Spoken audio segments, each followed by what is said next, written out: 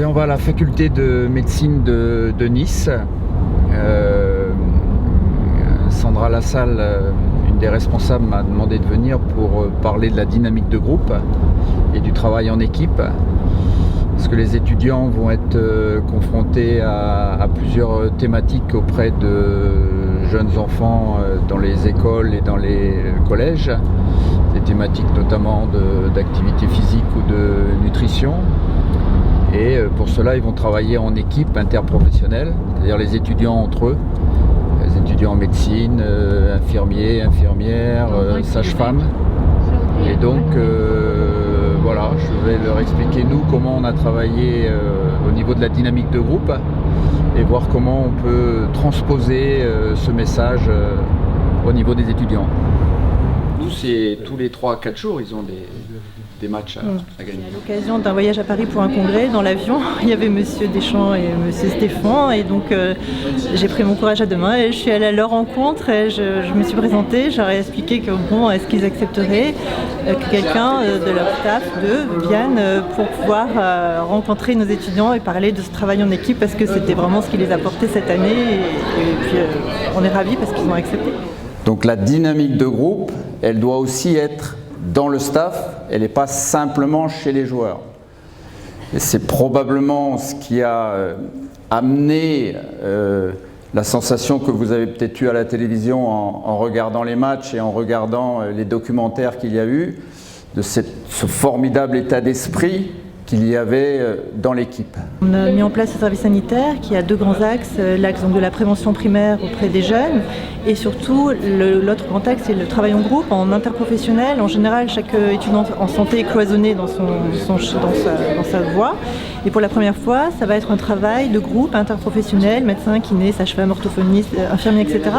Donc on voulait vraiment axer et insister sur ce travail en équipe interprofessionnel qui est très nouveau pour eux et qui est vraiment très enrichissant. Autre élément qui est important, et je pense aussi au travail que vous allez avoir à faire, c'est que lorsque vous allez discuter entre vous et lorsque vous allez vous former, juste avant de faire passer le message, peut-être qu'il y aura des divergences entre vous. Ce sera très important à ce moment-là que chacun donne ses divergences, exprime ses divergences. Parce qu'au moment où vous allez passer le message, soit à des lycéens, soit à des collèges, à ce moment-là, il n'y a plus de divergence. Il y a un discours. Et ce discours doit être limpide, clair. Vous avez bien expliqué donc, le travail de groupe qui est effectué pendant la Coupe du Monde et qui est effectué toute l'année avec l'équipe de France.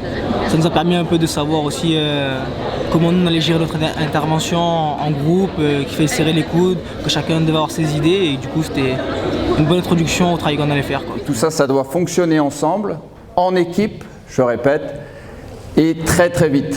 Donc c'est un peu, si j'ai bien compris, vous aurez aussi à travailler en équipe, vous aurez à travailler sur, par exemple sur l'activité physique. Et à un moment, il va falloir que vous sachiez de quoi vous allez parler en fonction du public que vous aurez en face de vous.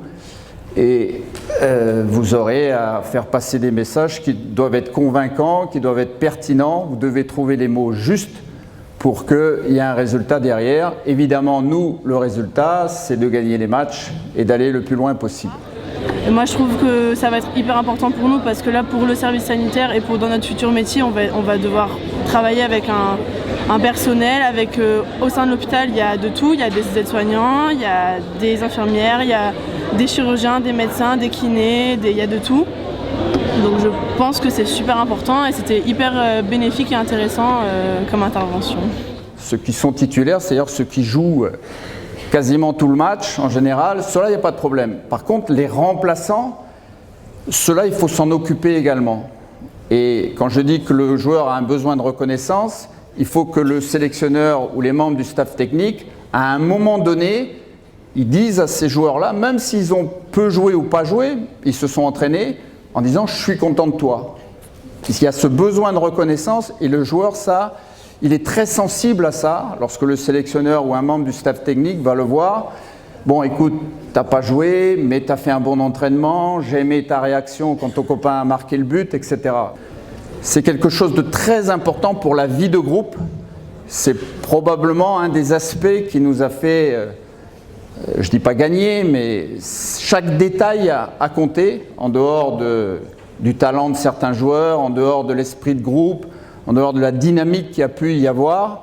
Il y a aussi cet élément qu'on n'a perdu personne en route, du début à la fin de la compétition, et tous les 23 joueurs sont allés jusqu'au bout et jusqu'à la finale. Et ça nous a permis en fait de faire le comparatif entre comment il gère son équipe et comment on va devoir gérer notre service. Donc ça nous permet en fait de plus nous impliquer parce que l'explication qu'il nous a fait sur l'esprit du groupe, ça nous a beaucoup interpellés. Je parlais donc du chef, le quelqu'un qui fédère, quelqu'un qui identifie les leaders, quelqu'un qui fixe les objectifs et quelqu'un qui passe des messages aussi, des messages positifs.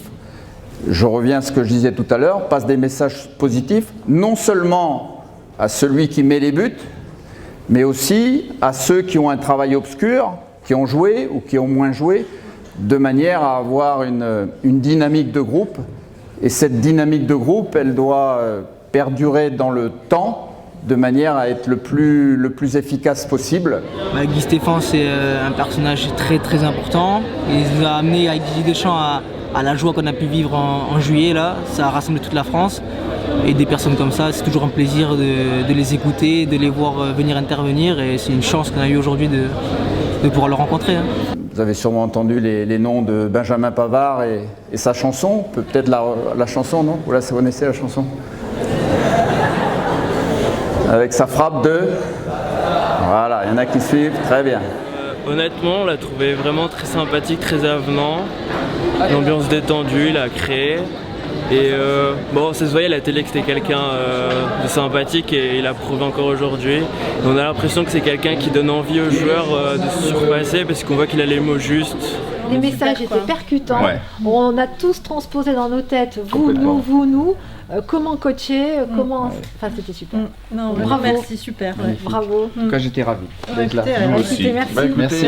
Merci. Voilà, c'était leur donner quelques éléments sur la dynamique de groupe, sur le travail en équipe, sur la cohésion. Et c'est aussi intéressant de se retrouver dans le milieu universitaire.